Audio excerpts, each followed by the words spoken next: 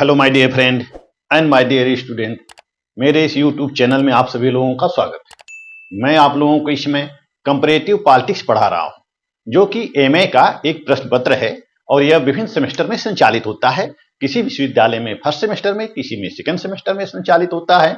तो यह एमए का प्रश्न पत्र है और इससे मैं आप लोगों को इसमें तुलनात्मक राजनीति के दृष्टिकोण या तुलनात्मक राजनीति के अध्ययन का दृष्टिकोण बता रहा हूं, अध्ययन के उपागम बता रहा हूं।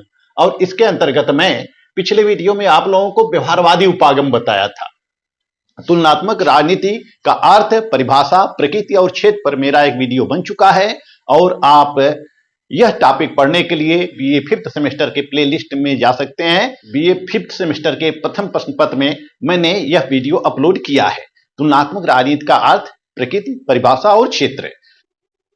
और इस वीडियो के अंतर्गत हम लोग तुलनात्मक राजनीति के अध्ययन के उपागम पढ़ेंगे। पिछले वीडियो में मैंने तुलनात्मक राजनीति के अध्ययन के व्यवहारवादी दृष्टिकोण के बारे में बताया था। यह भी मैंने शुरुआत किया है। व्यवहारवादी उपागम के बारे में बताया था, जिसमें कि कुछ पार्ट अभी छूट गए थे। उस पार्ट को मैं इस वीडियो में बताने जा रहा हूं।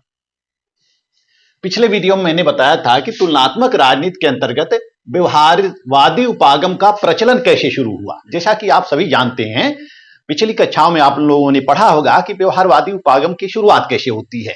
व्यवहारवादी उपागम की शुरुआत वैसे तो 1945 से शुरू होती है, द्वितीय विश्व युद्ध के बाद शुरू होती है। परंतु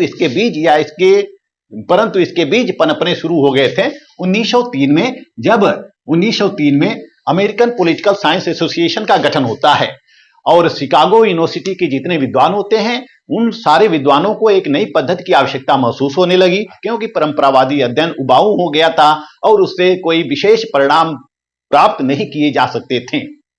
और परंपरागत उपागम से उन विद्वानों को निश्चित परिणाम प्राप्त नहीं हो पा रहे थे। तो परंपरागत उपागम ने राजनीति शास्त्र को निर्जीव बना दिया था, गतिहीन बना दिया था और इसको बोरिंग समझ के बना दिया था। ऐसे में राजनीति विज्ञानियों ने अन्य विभिन्न विषयों से पद्धतियां लेना शुरू किया। ये जो व्यवहारवादी पद्धति आती है, यह मनोविज्ञान से आती है। मनोविज्ञान में सबसे पहले आती है, मनोविज्ञान से फिर यह आती है समाजशास्त्र में आती है, समाजशास्त्र से फिर यह राजनीति विज्ञान में आती है। तो राजनीति विज्ञान में भी 1945 के पश्चात इसका प्रयोग जोर शोर से शुरू हो गया और इसके प्रकांड विद्वान हो जाते हैं 1945 के पश्चात डेविड ईस्टन इसके प्रकांड विद्वान हो जाते हैं। डेविड ईस्टन, हालांकि डेविड ईस्टन के पूर्व 1925 में चार्ल्स ई मेरियम एक पुस्तक लिखते हैं, न्यू एस्पेक्ट ऑफ पॉलिटिक्स। और चार्ल्स ई मेरियम से पहले ग्राहम वलास की पुस्तक प्रकाशित होती है, ह्यूमन नेचर इन पॉलिटिक्स।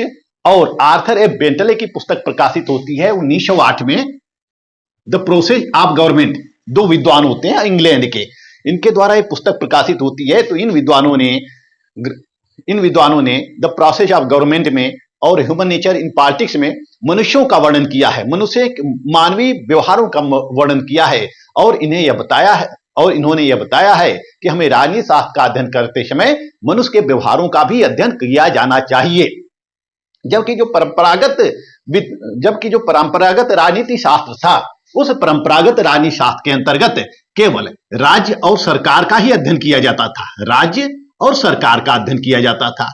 सारी जो पद्धतियां होती हैं वह परंपरागत होती हैं और इसमें मनुष्यों को बहुत महत्व नहीं दिया जाता था। जो मनुष्य हैं, यानी कि जो व्यक्ति हैं, और राज्य और सरकार को संचालित करने वाले कौन है? व्यक्ति ही हैं। और व्यक्तियों के व्यवहारों का अध्ययन नहीं किया जाता था, केवल राज्य, सरकार, कानून जैसी संस्थाओं का अध्ययन किया जाता था। लेकिन 1925 के पश्चात राजनीति विज्ञान के दृष्टिकोण में परिवर्तन आता है। राजनीति शास्त्र के अध्ययन में परिवर्तन आता है और नई नई प्रविधियां शुरू हो जाती है। राजनीति विज्ञान को वैज्ञानिक बनाने के लिए, तर्क संगत बनाने के लिए, समाजोपयोगी बनाने के लिए नई नई पद्धतियां शुरू हो जाती है और 1945 के पश्चात यह राजनीति शास्त्र में व्यापक रूप से अपनाई जाने लगती हैं। और डेविड ईस्टन ने 8 बौद्धिक विशिष्टताओं का उल्लेख किया है, जिसको कि राजनीति शास्त्र में अपनाई जाने लगी थी। वह 8 बौद्धिक विशिष्टताएं कौन हैं? पहला है नियमितता। डेविड स्टन कहते हैं कि हर समाज में नियमितताएं पाई जाती हैं।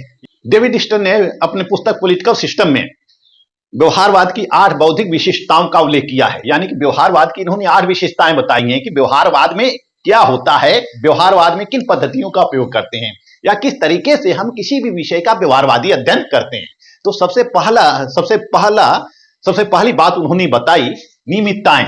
इनका यह कहना है कि हर समाज में किसी न किसी प्रकार की रेगुलरिटीज पाई जाती है, नियमितताएं पाई जाती हैं, यानी कि जो नियमित रूप से घटित होने वाली घटनाएं होती हैं। इसी तरह से राजनीति शास्त्र में भी कुछ नियमित होने वाली घटनाएं घटित होती हैं। जैसे हम इलेक्शन के समय हम देखते हैं, इलेक्शन के समय देखते हैं कि एक ही मतदाता एक ही प्रत्याशी को बार बार वोट देता है, या एक ही प्रत्याशी अपने विधानसभा क्षेत्र से या लोकसभा क्षेत्र से बार बार इलेक्शन जीतता है। तो इसका कारण क्या है? क्या कारण है कि सारे मतदाता उसी को वोट देते हैं, या वह प्रत्याशी बार बार अपने क्षेत्र से चुनाव जीतता है? तो इसका अध्ययन करने में हमें व्यवहारवादी उपागम का प्रयोग करना होगा, या व्यवहारवादी पद्धतियों से ही हम अध्ययन करेंगे। यानी कि सबसे पहले व्यवहारवादी पद्धति का प्रयोग मतदान व्यवहार का अध्ययन करने के लिए शुरू किया गया था कि मतदाता कैसे रिएक्ट करते हैं, मतदाता किन चीजों से प्रभावित होते हैं, मतदाता किस पार्टी को वोट करते हैं या किस पार्टी को बार बार वोट करते हैं। जैसे हम देख सकते हैं कि जो केंद्र में 2014 में पूर्ण बहुमत की सरकार आती है बीजेपी की, 2014 के बाद यह 2019 में भी चुनाव होता है, तो 2019 में भी बहुमत की सरकार आती है। 2019 के पश्चात हम देखते हैं कि 2024 में जो चुनाव होता है उस चुनाव में भी बीजेपी की सरकार बनती है। तो क्या कारण है कि बार बार केंद्र में बीजेपी की सरकार बन रही है, या राज्य में बार बार एक ही पार्टी की सरकार है? जैसे हम अध्ययन कर सकते हैं व्यवहारवादी पद्धति के द्वारा कि पश्चिम बंगाल में 25 वर्षों तक एक ही पार्टी की सरकार कैसे रही है, क्या कारण होते हैं इसके पीछे, कौन सी परिस्थितियां होती हैं, कौन से उत्तरदायी कारक होते हैं कि एक ही व्यक्ति बार बार चुनाव जीतता है। तो हम देखते हैं कि राजनीतिक क्षेत्रों में भी कुछ न कुछ रेगुलरिटी पाई जाती है, कुछ न कुछ नियमितताएं पाई जाती हैं।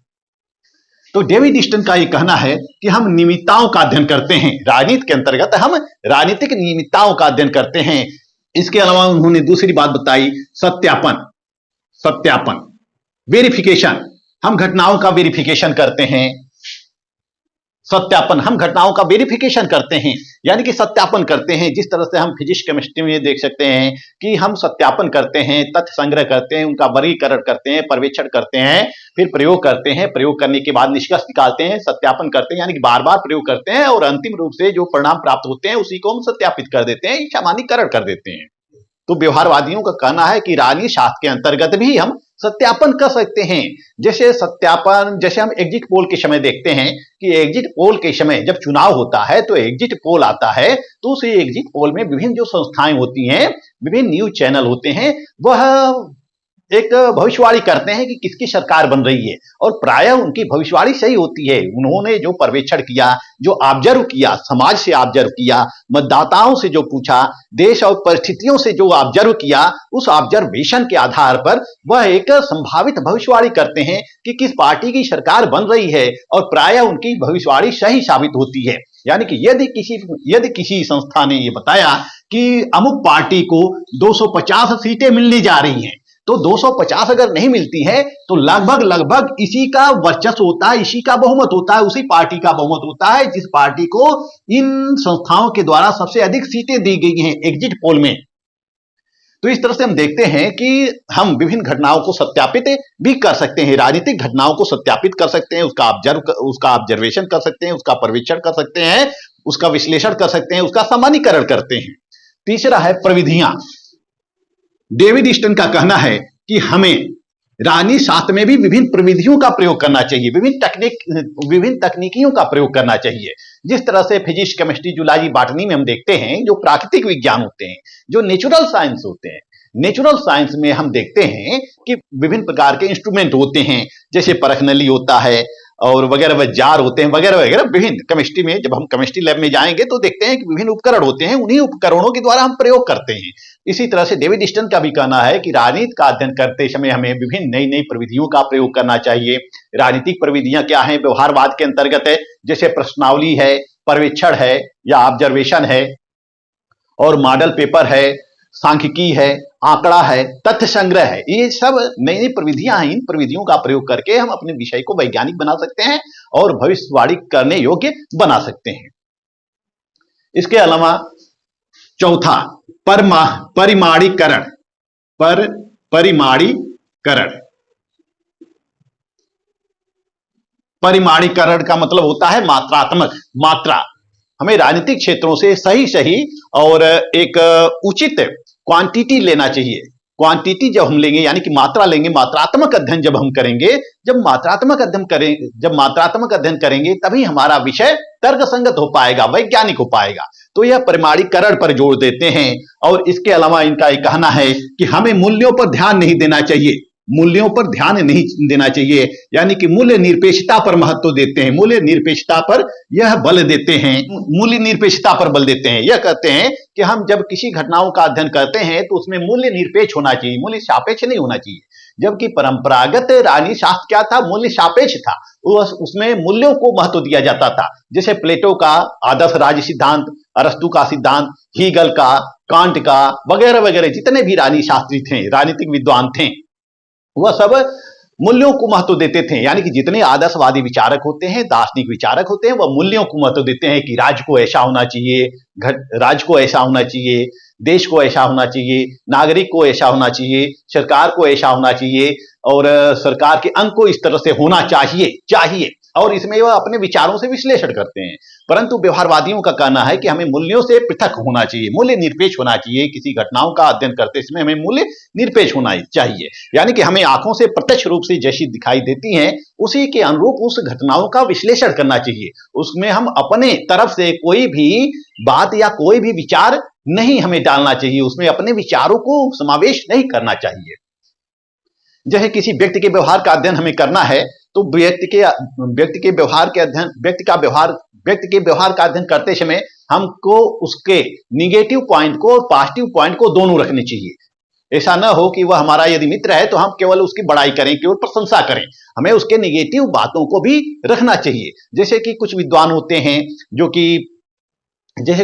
होते हैं किसी व्यक्ति के बारे में केवल निगेटिव पॉइंट ही वर्णन करते हैं, पॉजिटिव पॉइंट नहीं वर्णन करते हैं। इसी तरह से कुछ विद्वान ऐसे होते हैं जो केवल पॉजिटिव पॉइंट को लेकर चलते हैं, निगेटिव पॉइंट को लेकर नहीं चलते हैं। परंतु व्यवहारवादियों का कहना है कि हमें निगेटिव और पॉजिटिव दोनों को लेकर चलना चाहिए, तभी हम सही विश्लेषण कर पाएंगे, मनुष्य का सही स्टडी कर पाएंगे। मनुष्यों के व्यवहार का सही अध्ययन हम कैसे कर सकते हैं? जब उसके निगेटिव एस्पेक्ट को देखेंगे, पॉजिटिव एस्पेक्ट को देखेंगे, तभी हम व्यक्तियों के व्यवहार का अध्ययन कर सकते हैं, अन्यथा हम उसके बारे में सटीक जानकारी नहीं प्राप्त कर सकते हैं। तो इसलिए इनका यह कहना है कि हमें मूल्य निरपेक्ष होना चाहिए। अपने मन से कोई भी चीजें या दर्शन से प्रेरित होकर, आदर्श से प्रेरित होकर हमें किसी वस्तु का विश्लेषण नहीं करना चाहिए। तो इस तरह से यह मूल्य निरपेक्षता पर बल देते हैं। छठवां है क्रमबद्धीकरण। व्यवहारवादियों का कहना है कि हमारा जो अध्ययन होना चाहिए वह क्रमबद्ध होना चाहिए, बिखरे हुए रूप में नहीं होना चाहिए। यदि हमें बिखरे हुए रूप में वस्तुएं मिलती हैं तो उसको हमें संयोजित करना चाहिए, यानी कि क्रमबद्ध रूप से करना चाहिए। स्टेप बाय स्टेप हमें स्टडी करना चाहिए। पहले छोटे से विषय को उठाना चाहिए, छोटे से हमें बड़े विषय की तरफ विस्तार करना चाहिए, यानी कि क्रमबद्ध रूप से हमारा अध्ययन होना चाहिए। विशुद्ध विज्ञान, यह राजनीति शास्त्र को विशुद्ध विज्ञान बनाने पर बल देते हैं, विशुद्ध विज्ञान बनाने पर बल देते हैं। और विशुद्ध विज्ञान बनाने के लिए विज्ञान में जो जो प्रविधियां होती हैं, जो जो पद्धतियां होती हैं, उन सभी पद्धतियों का यह राजनीति शास्त्र में करना चाहते हैं।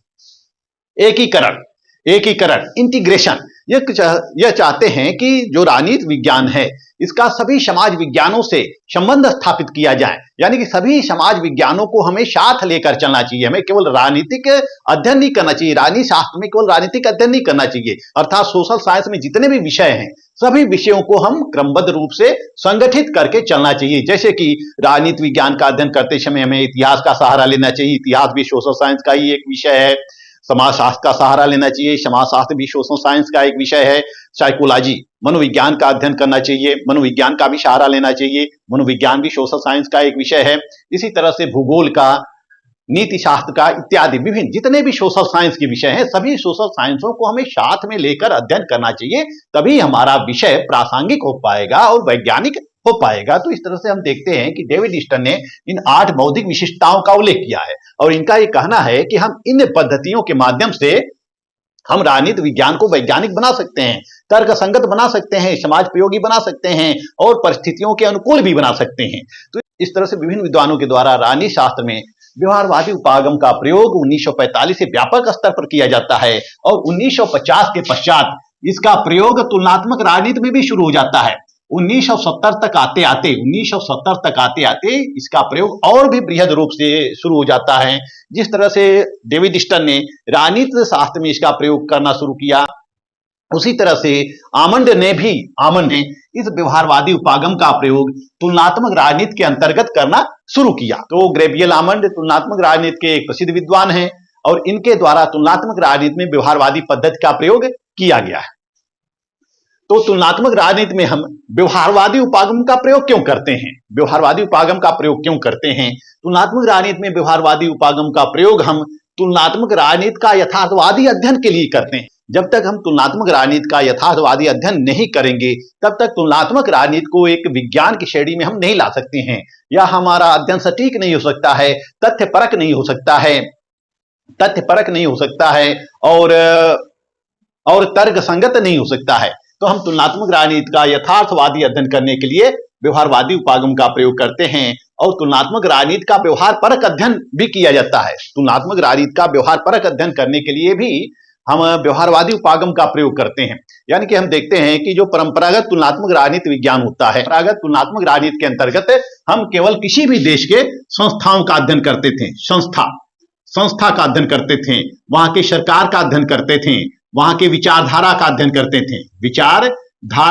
करते थे और तो संस्थाओं का अध्ययन, सरकार का अध्ययन, विचारधारा का अध्ययन, यह परंपरागत तुलनात्मक राजनीति का प्रमुख विषय होता है। लेकिन जब व्यवहारवादी उपागम का प्रयोग होता है तो हम केवल संस्थाओं का अध्ययन नहीं करते हैं, केवल सरकार का अध्ययन नहीं करते हैं, विचारधारा का अध्ययन नहीं करते हैं, बल्कि इनको प्रभावित करने वाले जितने फैक्टर होते हैं और फैक्टर के साथ साथ कुछ एक्टर भी होते हैं, फैक्टर और एक्टर्स, इन दोनों का अध्ययन करते हैं। फैक्टर और एक्टर दोनों का अध्ययन हम करते हैं। यानी कि इन संस्थाओं को कौन प्रभावित करता है, सरकार को कौन प्रभावित करता है, विचारधाराएं किससे प्रभावित होती हैं और उनको प्रभावित करने वाले एक्टर कौन कौन से होते हैं, एक्टर्स कौन कौन से होते हैं, यानी कि अभिकर्ता कौन कौन से होते हैं। जैसे हम देखते हैं कि जितने भी संस्थाएं होती हैं या सरकार के अंग होते हैं, यह सब व्यक्तियों के द्वारा ही संचालित किए जाते हैं। तो हम इसमें अध्ययन करते हैं कि किस व्यक्ति के द्वारा सरकार का गठन किया जा रहा है, उस व्यक्ति का स्वभाव कैसा है, उसकी विचारधाराएं कैसी है, वह किस तरह से प्रभाव डालता है, वह किस तरह से देश के शासन और राजनीति पर प्रभाव डालता है। यानी कि व्यक्ति के व्यवहारों का अध्ययन किया जाता है, संस्थाओं के व्यवहारों का अध्ययन किया जाता है, इनके प्रभावों का अध्ययन किया जाता है और इस तरह से हम तुलनात्मक राजनीति का व्यवहार परक अध्ययन करने के लिए व्यवहारवादी उपागम का प्रयोग करते हैं। इसके अलावा वैज्ञानिकता प्रदान करने के लिए हम अपने राजनीति विज्ञान को वैज्ञानिकता प्रदान करने के लिए इस पद्धति का प्रयोग करते हैं। चूंकि परंपरागत पद्धतियों से हम अपने विषय को वैज्ञानिक नहीं बना सकते हैं, वैज्ञानिकता प्रदान नहीं कर सकते हैं। परंपरागत पद्धतियों के द्वारा हमारा विषय केवल एक शास्त्र ही बना रहा। लेकिन जब हम आधुनिक पद्धतियों का प्रयोग करने लगे, तब हमारा विषय शास्त्र से क्या हो गया, विज्ञान हो गया, राजनीति विज्ञान हो गया। तो व्यवहारवादी उपागम का प्रयोग करके हम राजनीति को राजनीति विज्ञान बना सकते हैं। हालांकि साइंस दो होते हैं, एक नेचुरल साइंस होता है, एक सोशल साइंस होता है। तो सोशल साइंस को नेचुरल साइंस तो नहीं बनाया जा सकता है, लेकिन नेचुरल साइंस के सटीक लाया जा सकता है। जिस तरह से हम नेचुरल साइंस में भविष्यवाणी कर सकते हैं, भविष्यवाणी सटीक साबित होती है, इसी तरह से हम राजनीति विज्ञान में या सोशल साइंस में भी भविष्यवाणी कर सकते हैं। परंतु वह भविष्यवाणी केवल एक संभावना होती है। हम 100% भविष्यवाणी कर नहीं सकते हैं, या हमारी भविष्यवाणी 100% सही नहीं हो सकती है, लेकिन सत्यता के करीब हो सकती है। तो यह सोशल साइंस है। अपने विषय का विश्लेषणात्मक ढंग से सामान्यीकरण करने के लिए हम तुलनात्मक राजनीति का हम व्यवहारवादी उपागम का प्रयोग करते हैं। यानी तुलनात्मक राजनीति में व्यवहारवादी उपागम का प्रयोग हम विषय को विश्लेषणात्मक ढंग से सामान्यीकरण करने के लिए करते हैं, यानी कि विभिन्न संस्थाओं का विश्लेषण करते हैं, विभिन्न देशों का विश्लेषण करते हैं, विभिन्न देशों की राजनीतिक परिस्थितियों का विश्लेषण करते हैं, वहां के मतदाता के व्यवहार का अध्ययन करते हैं, वहां के नागरिकों के, वहां के नेताओं के, वहां के मंत्रियों के, वहां के विधायकों के, वहां के विभिन्न परिस्थितियों का तुलनात्मक अध्ययन करते हैं। अब जब विभिन्न देशों का तुलनात्मक अध्ययन कर लेते हैं तो हम विभिन्न देशों का विश्लेषण करते हैं, यानी कि विश्लेषणात्मक ढंग से सामान्यीकरण करने के लिए हम व्यवहारवादी उपागम का प्रयोग करते हैं। इसके अलावा यदि हमें नई नई संकल्पनाओं, नई नई अवधारणाओं का विकास करना है तो हमें नई पद्धतियां अपनानी होगी, हमें नई पद्धतियां अपनानी होगी। और यह नई पद्धति उस परिवेश में क्या थी? व्यवहारवादी पद्धति थी। उस परिवेश में व्यवहारवादी पद्धति होती है और व्यवहारवादी पद्धति का प्रयोग करके विभिन्न विद्वान जो होते हैं नई नई संकल्पनाओं का विकास करने लगते हैं। तो इस तरह से हम देख सकते हैं कि व्यवहारवादी उपागम तुलनात्मक राजनीति को संकीर्णता के दायरे से बाहर निकालकर व्यापक स्तर प्रदान करना चाहता है, यानी कि परंपरागत राजनीति के अंतर्गत तुलनात्मक यानी कि परंपरागत उपागम के अंतर्गत तुलनात्मक राजनीति क्या था? एक संकीर्ण हो गया था, संकुचित हो गया था। अब व्यवहारवादी उपागम का जब प्रयोग होने लगा तो इसको व्यापक स्तर प्रदान किया जाने लगा और यह केवल कानून, विचारधारा, सरकारी संस्थाओं, संवैधानिक संस्थाओं का ही अध्ययन अब नहीं करता है, बल्कि उससे आगे निकलकर उसके राजनीतिक प्रवृत्तियों को, उसके राजनीतिक व्यवहारों का अध्ययन करता है और यह राजनीति को गतिशील बनाता है परिवर्तनशील बनाता है, देश और परिस्थितियों के प्रासंगिक बनाता है। तो व्यवहारवादी उपागम के द्वारा तुलनात्मक राजनीति का अनुभविक एवं सैद्धांतिक अध्ययन किया जाता है। अनुभविक एवं सैद्धांतिक अध्ययन किया जाता है। अनुभव इंपीरिकल, जिसको हम कहते हैं इंपीरिकल ही अध्ययन किया जाता है और थ्योरेटिकल अध्ययन किया जाता है। इस व्यवहारवादी उपागम के द्वारा अनुभविक और सैद्धांतिक अध्ययन किया जाता है और इस व्यवहारवादी उपागम के द्वारा हम किसी भी देश के केवल संस्थाओं का ही नहीं बल्कि उस देश के विभिन्न एक्टर्स का या अभिकर्ता का भी अध्ययन करते हैं, जैसे कि उस देश के जो नेता होते हैं, उस देश के नेता होते हैं, कुछ सामाजिक समूह होते हैं, राजनीतिक दल होते हैं, दबाव समूह होते हैं, हित समूह होते हैं, इत्यादि विभिन्न छोटी छोटी संस्थाएं होती हैं जो देश की राजनीति को प्रभावित करते हैं। तो देश के राजनीति को प्रभावित करने वाले विभिन्न जितने भी अभिकर्ता होते हैं, जितने एक्टर होते हैं, सभी का अध्ययन करते हैं। यानी कि एक राष्ट्रपति से लेकर हम मतदाता तक के व्यवहारों का अध्ययन करते हैं, तभी उस देश की सही परिस्थितियों का या सही दृष्टिकोण का अंदाजा हम लगा पाएंगे, सही आकलन उस देश की परिस्थितियों का कर सकेंगे। सही परिस्थितियों का आकलन तभी किया जा सकता है जब उस देश के संवैधानिक प्रमुखों का अध्ययन किया जाए और मतदाता का अध्ययन किया जाए। साथ ही साथ जितने भी देश के राजनीति को प्रभावित करने वाले जो जितने भी समूह होती हैं, जितनी भी संस्थाएं होते हैं, सभी समूहों और संस्थाओं का व्यवहारिक अध्ययन किया जाए। परंपरागत राजनीति के अंतर्गत हम केवल संस्थाओं का अध्ययन करते थे, विचारधाराओं का अध्ययन करते थे, संरचनाओं का अध्ययन करते थे, इन्हीं का विश्लेषण करते थे। विभिन्न प्रकार की जो संरचनाएं होती हैं, कार्यपालिका, व्यवस्थापिका, न्यायपालिका, इन्हीं का हम विश्लेषण करते हैं। लेकिन इस व्यवहारवादी उपागम के अंतर्गत हम कार्यपालिका के कार्यों का अध्ययन करते हैं, कार्यपालिका किस प्रकार कार्य करती है, इसकी नीतियां कैसी हैं और इस नीतियों से जनता के ऊपर क्या असर पड़ता है और जनता किसी एक ही दल को बार बार सत्ता क्यों सौंपती है। इन विभिन्न परिस्थितियों का अध्ययन करते हैं, विभिन्न कारकों का अध्ययन करते हैं। जैसा कि व्यवहारवादियों का कहना है कि संस्थाएं कैसी हैं इससे हमें कोई लेना देना नहीं है, संस्थाएं कैसी हैं, कोई भी संस्थाओं कार्य करना चाहिए।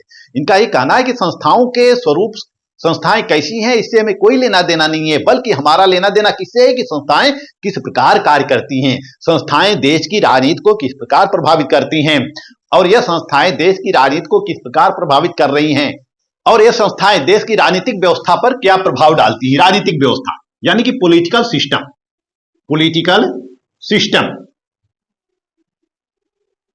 सिस्टम पर प्रभाव क्या डालती है।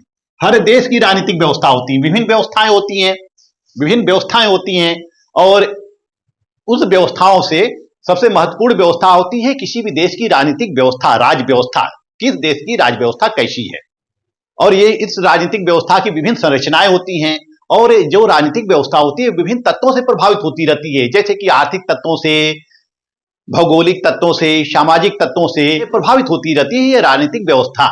और राजनीतिक व्यवस्था इन्हीं तत्वों से प्रभावित होकर कार्य करती है, यानी कि विभिन्न तत्व जो होते हैं वह राजनीतिक व्यवस्था के ऊपर इफेक्ट करते रहते हैं और उसी तत्वों से प्रभावित होकर राजनीतिक व्यवस्था कार्य करती रहती है। जैसा कि डेविड ईस्टन ने अपनी पुस्तक पॉलिटिकल सिस्टम में एक सिद्धांत दिया है, निवेश निर्गत सिद्धांत। निवेश निर्गत सिद्धांत डेविड ईस्टन का है, निवेश निर्गत। राजनीतिक व्यवस्था के अंतर्गत निवेश निर्गत क्या है, यानी कि डेविड ईस्टन के निवेश निर्गत सिद्धांत का कंक्लूजन यह है कि उस देश के लोगों, यानी कि देश की राजनीतिक परिस्थितियां जिस प्रकार से होती हैं उसी प्रकार की नीतियां बनाई जाती हैं, उसी प्रकार की नीतियां बनाई जाती हैं, यानी कि जनता की जिस प्रकार की डिमांड होती है उसी डिमांड के आधार पर जो सरकारें होती हैं नीतियां बनाती हैं और प्रभाव डालती हैं। वहीं गैब्रियल आमंड ने इस राजनीतिक व्यवस्था को संरचनात्मक प्रकार्यात्मक सिद्धांत के द्वारा समझाया है। संरचनात्मक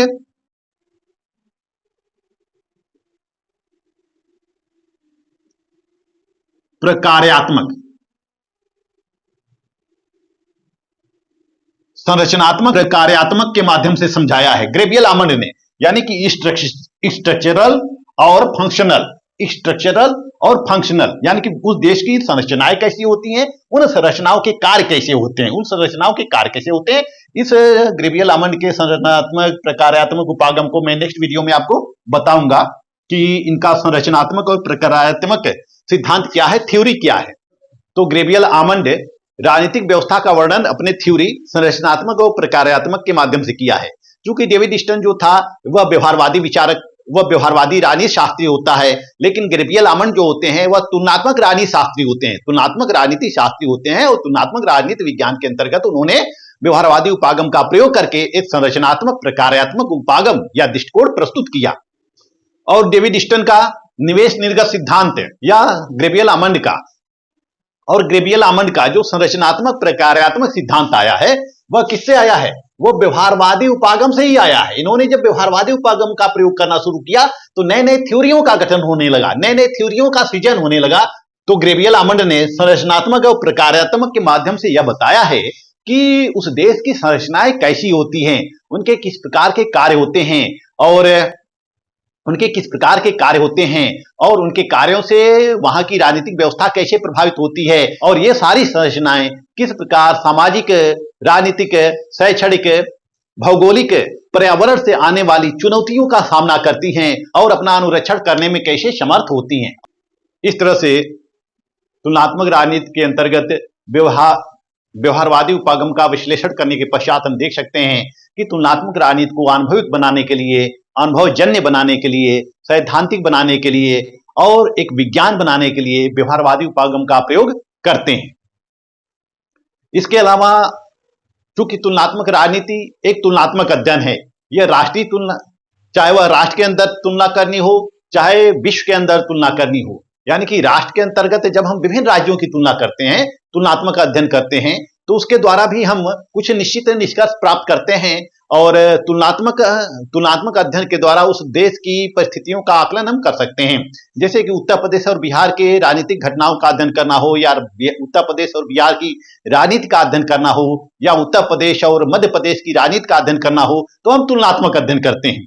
इसी तरह से विश्व के बारे में जानने के लिए हम भारत की तुलना रूस से कर सकते हैं, चीन से कर सकते हैं, अमेरिका, स्विट्जरलैंड और ब्रिटेन से कर सकते हैं। तो हम तुलनात्मक अध्ययन करने के लिए और राष्ट्रीय और अंतर्राष्ट्रीय व्यवस्थाओं का सटीक व तथ्यात्मक विश्लेषण करने के लिए हम व्यवहारवादी उपागम का प्रयोग करते हैं, क्योंकि व्यवहारवादी उपागम के द्वारा हम एक सटीक निष्कर्ष पर पहुंच सकते हैं। क्योंकि व्यवहारवादी